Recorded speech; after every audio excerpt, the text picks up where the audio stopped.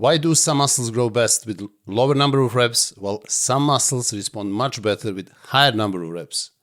The reason for that is not all muscles are created the same.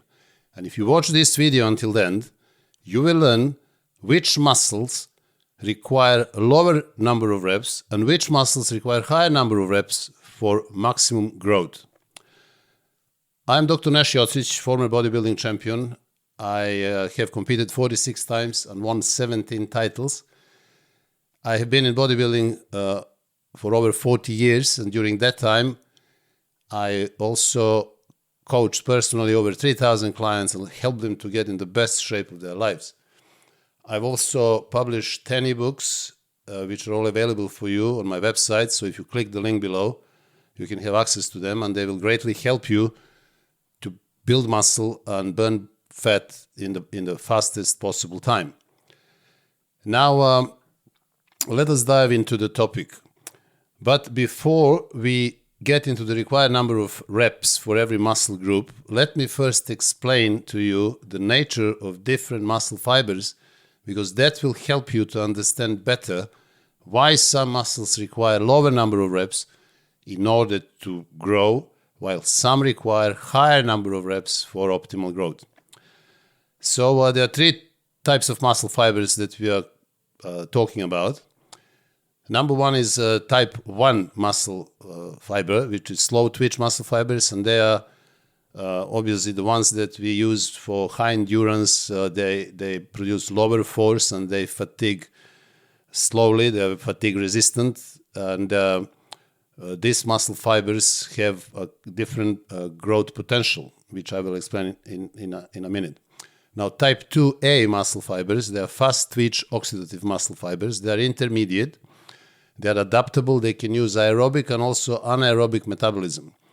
And number 3 muscle fibers are type 2B muscle fibers. They are fast twitch glycolytic muscle fibers. So they rely mainly on anaerobic metabolism. They are actually the ones that are strongest, they are fastest for fast twitch, for fast, quick contractions, but they fatigue quickly, so we can't use them for a long period of time, and they are best for obviously heavy explosive training. So the ratio of these fibers in each muscle dictates its best training style.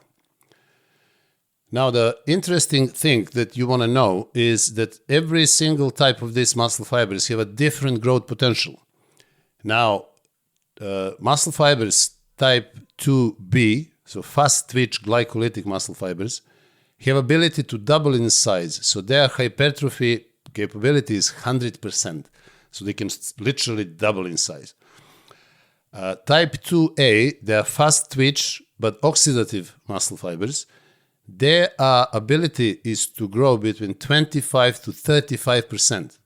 So they can't double in size as the type 2B, which can grow 100%. But this type 2A, they can grow between 25 and 35%.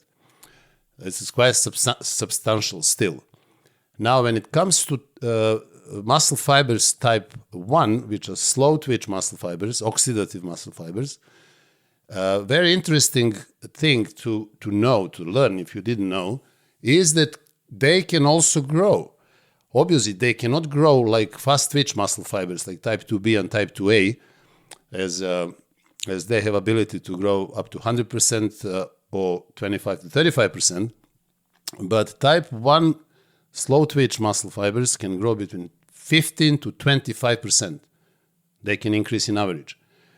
So I know that a lot of people neglected them completely and they focused only on type 2B and eventually to type 2A, and this is why I relied heavily on heavy weights and a low number of reps to hit muscle fibers which actually have the greatest potential for growth.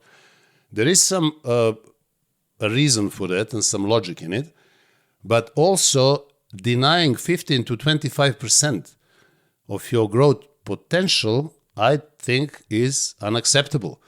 This is the same as the story of upper chest, as recently some pseudo scientists appear and propagated the training system which actually neglects upper chest muscles, because they're only like 15 to 20% of your whole chest major pectoralis muscle.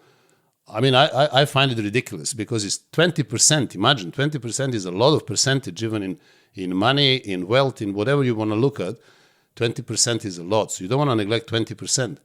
So as clavicular major pectoralis contributes to up to 20% of your whole major pectoralis muscle, this is how much, exactly in percentage, 15 to 25 even, slow twitch muscle fiber type 1 contribute to overall growth. And you will see why is this so important. Now, you need to understand this first before I get into how many reps for each particular muscle. So this type 1 slow twitch muscle fibers, they have greater capillary density, also mitochondrial volume, and they are, as I said, important because they contribute a lot of muscle size, especially in some muscles. So just to remind you again, type 1 slow twitch muscle fibers can grow in size 15 to 25%. Type 2A, they can grow in size 25 to 35%. And type 2B, fast twitch glycolytic, they can grow up to 100%. All right. So let me just quickly explain why they're called oxidative or glycolytic. So, for example, type 1, they're slow twitch oxidative muscle fibers. They rely exclusively on aerobic energy system, so burning fat and glucose with oxygen. So they have high capillary density, high mitochondrial density, and they have very low force production, but they are fatigue resistant. They're very difficult to fatigue. This is why, for example, you can walk for hours, but you cannot lift heavy weights for hours. Now, type 2A, they're called fast twitch, but oxidative. Although they are fast twitch, they rely heavily on oxidative aerobic energy system. So they have more mitochondria, they have higher capillary density, and they can still use oxygen to produce ATP, adenosine triphosphate, for longer duration efforts.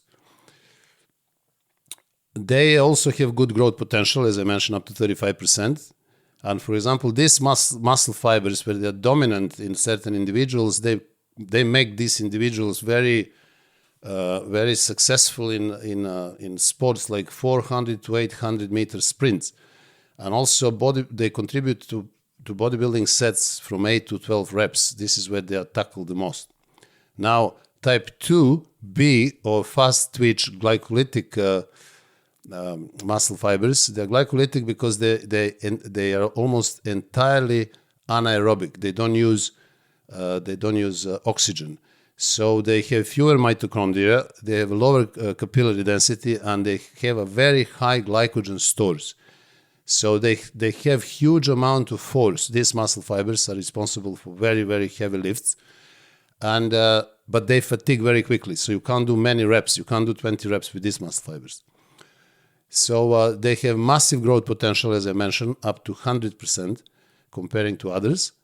And they are used, for example, in very low number of reps, like 4, 5, 6 reps, and also in 100-meter sprints, for example. So now when you know which muscle fibers, the nature of all different muscle fibers, let me remind you which muscles have which muscle fibers. Which muscle fibers are dominant in which muscle groups. So, for example, let me start with quads and lower body muscles. Quads, glutes, and calves, they have high proportion of type 1 fibers. If you watch my previous videos, in which I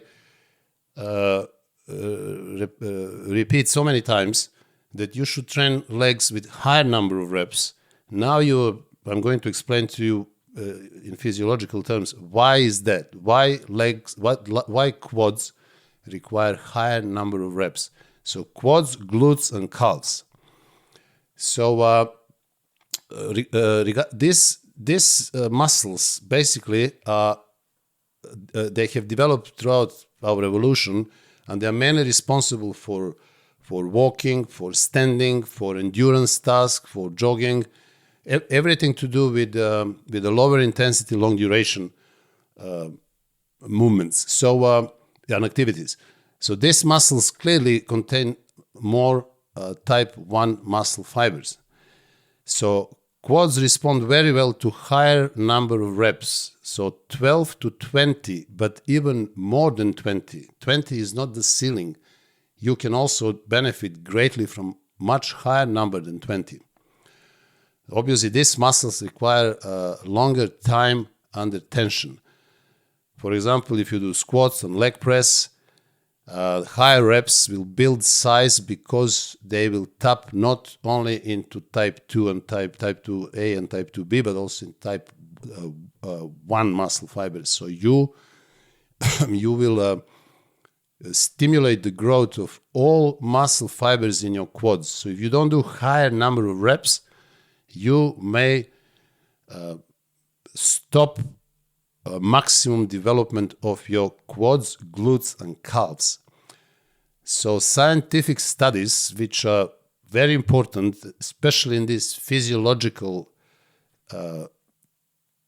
experiments, when they explain to us what muscle tissue is made of, have proven that quads often have 50 to 60% of type 1 muscle fibers. So type 1 slow twitch muscle fibers are actually dominant in quads. So if you don't do high number of reps, this huge dominant presence of slow twitch muscle fibers will be completely unexploited. So you will just lose 20% or even more of your quad development.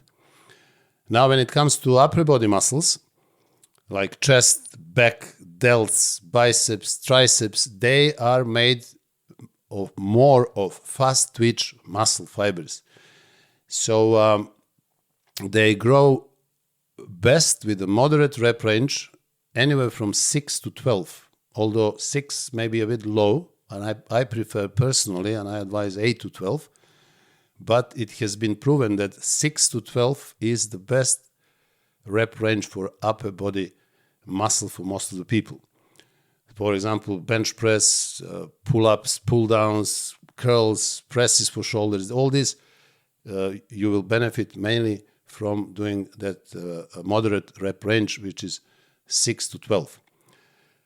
Also, scientific studies, which I rely heavily on when they talk about anatomical and physiological experiments, and we know about that, we consider that is absolutely necessary.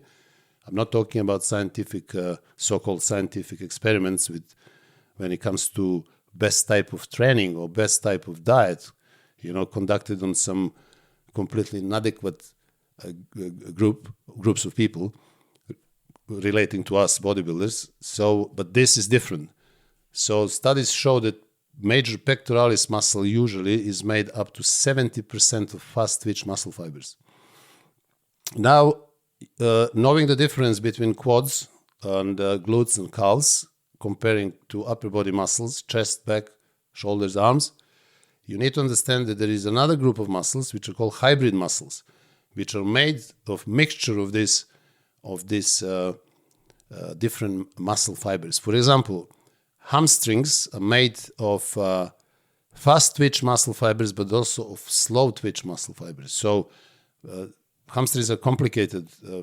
The three dominant muscles there: biceps femoris, semitendinosus, and semimembranosus. So for example, biceps femoris is made more of fast twitch muscle fibers, while, for example, semimembranosus is made of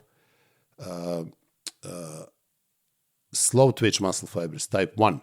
So basically, good idea would be to do, for example, if you do straight legs deadlift for hamstrings, to do with the heavier weights lower number of reps, I would suggest 8 to 12. While, for example, if you do leg curls, you should employ higher number of reps, like anywhere from 12 to 20. So this way, you will hit both types of muscle fibers in these hybrid muscles, like hamstrings. Now, hamstrings are not the only hybrid muscle.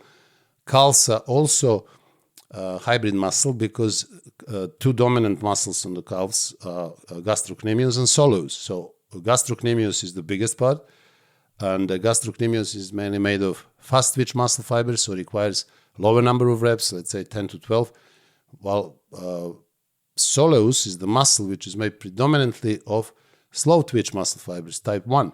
So that soleus requires higher number of reps. How do you train soleus? Well, when you do seated calf raises, so this when you're in that position, you mainly use soleus, but that should be 20 plus reps, really to activate that muscle which is on the side of your lower leg. And when it comes to gastrocnemius, you should really do heavier weights, and reps I prefer to be around 10. So when it comes to trapezius, which is another hybrid muscle, they are literally 50-50 when it comes to slow twitch and fast twitch. So basically, again, depending on individuals, I will mention that in a minute, I may have different proportions, but for most of us, trapezius is also hybrid muscle, so it would require, for example, in one session to go 8 to 12 reps, and then in the next session maybe to go 20 reps. So that way you can hit all of those muscle fibers there, not just one type. So you don't want to neglect anything. You want to really use all these muscle fibers available. So I have to say that the biopsy, for example, biopsy studies suggest that fiber type percentages can be different in different people. This is why there are people who are born basically to be long distance runners, but there are people who are born to be sprinters because they have different proportions of different muscle fibers. Also in bodybuilding, you know that there are bodybuilders who actually respond better to higher number of reps rather than lower number of reps. And there are others who respond better to lower number of reps. So I remember, for example, in MuscleWorks, we had a guy called William. He was a brilliant, great guy, bodybuilder. William had a fantastic upper body, but didn't have great legs. He had legs, quads and all that, but they were good, but not as his upper body. And William was training everything the same. He was doing usually between 8 to 12 reps for upper body, which responded fantastically, but legs are lagging. So then he decided to go, very clever move. If something doesn't work, you'd have to do something different. Otherwise, why would things change? So he decided to go higher in reps, and he started doing 25, 30 reps. I remember him. He used to do like 7-8 plates each side, even more on leg press, doing like 8 to 10 reps. And then I saw him in the gym only with 4 plates, but doing 25, 30 reps. He didn't do many sets in the beginning because it's difficult to adapt. But eventually he started doing even more sets, not just 2-3 sets as it was in the beginning. But a few months later, his legs literally doubled in size. And he said, Nash says, this is ridiculous. I just changed this. Look, I'm doing now 4 plates each side and my legs are double in size. I'm even now, I hardly go to 5 plates, but my reps are high and my sets are also high. Another great story from MuscleWorks is the legendary Brian Buchanan, who was absolute phenomenon in bodybuilding. I don't know. I was lucky to know him, to train with him. We trained together. He was there every day. We talked about everything. And Brian was absolute gift, God's gift when it comes to proportions and muscle size and muscle insertion and everything. Especially his waist was very, very small, so that gave him phenomenal advantage. But Brian had problem with legs, and as long as he was doing low number of reps, because his upper body was predominantly type 2B muscle fibers. I remember him, I see him vividly even now, doing curls 7 reps only, and everything was 7. And he just grew like crazy on 7 reps. Why 7, Brian? He says, I don't know, I just feel like this is my lucky number, so I just want to do 7 reps. And obviously they worked for him, but for legs, they didn't. He was doing heavy squats, 7 reps. They didn't grow. They were big, but nothing matching his upper body. And one day, we spoke, other people as well advised him to go higher number of reps for legs. He double number of reps, started doing 15, 20 reps.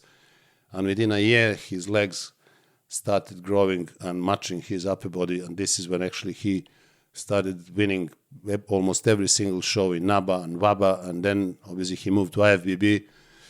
But whatever happened later on doesn't really matter. But just another proof from the front line, which I consider the most important experiment, the one on the ground. You know, one strategy is one thing, but battles are not won in the planning rooms. They're won on the field. So I consider that is more important than some boxy scientific studies, so-called scientific, but they're not. They're pseudoscientific, most of them, that you hear on internet every day. And a lot of people, a lot of gurus are, flying with those papers and showing you, oh, this happened, they found out this.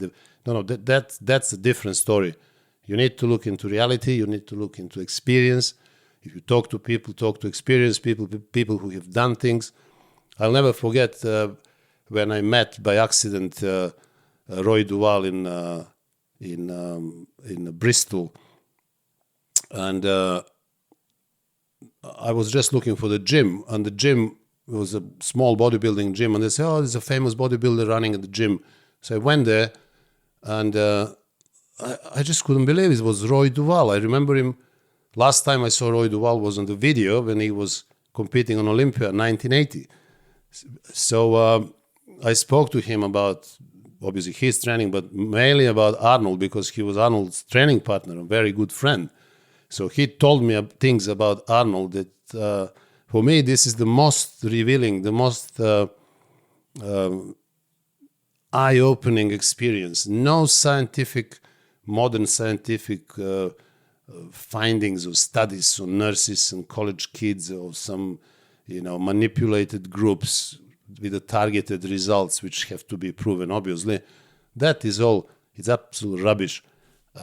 I always considered first-hand information. This is why I traveled around the world, and I try to get as much as possible from the best bodybuilders in the world. And this is for me real science. When you see something in practice, you see people around the world doing things, and then you try to find what they all have in common. What did they do? What is the similar thing? Or what is the difference? Why they're different? This is how I see things. So let me just wrap up for you once again that lower body muscles, so quads, glutes, and solos, they thrive on higher reps. You need higher reps and longer sets. You need longer time and attention in order to maximize their development, their growth, because they're not just made of predominantly type 2A or B muscle fibers. Quads over 50% made of type 1 muscle fibers. Don't forget that. And they're 20% of your growth. So when you perform high number of reps and high number of sets, you will actually get the most out of your quads, glutes, and solos. Now, when it comes to upper body muscles, the story is different. They're made predominantly of white muscle fibers or fast-twitch muscle fibers type 2A, type 2B, and they will respond better to, as I like to advise, reps 8 to 12. So 8 to 12 reps, again, enough sets, obviously perfect form, they will target maximum development. They will give you maximum development of your upper body muscles, like chest, back, shoulders, biceps, triceps. Now, when it comes to hybrid muscles, as I mentioned, hamstrings, traps, and calves, you have to employ both type of sets, high number of reps and low number of reps. So basically, for lower body, 12 to 20 or more than 20. For upper body, I advise 8 to 12. And for hybrid muscles, both. So high number of reps, 12 to 20 plus, and also 8 to 12 reps in order to hit all these muscle fibers, because in hybrid muscles, you have parts of them which are high, which are predominantly fast twitch, and others which are predominantly slow twitch. So this may be the reason why many of you fail to develop every muscle group equally. Sometimes people don't do enough reps for lower body muscles, as I just mentioned. This is the reason why. And sometimes people don't do right number of reps for upper body muscles, and this can contribute to disproportionate development of your muscle groups. So guys, let me just remind you that I have many services on my website that I offer, and if you see the video in which I talk everything about my services, you will learn that apart from ebooks, 10 ebooks that are written for you, which are the first step of your increasing your knowledge and expanding your horizons, I can also help you with personalized training programs, personalized nutritional programs, telephone consultations, online coaching, and also personal training one-to-one for people who live in London. So I hope that you enjoy this video, and if you did, please subscribe to my channel. Also like the video and send me your comments, because a lot of people are commenting and our community is very vibrant and is very active, and you will benefit by giving your opinions. I also try to answer most of your questions as much as I possibly can. And until the next video, I wish you all the best.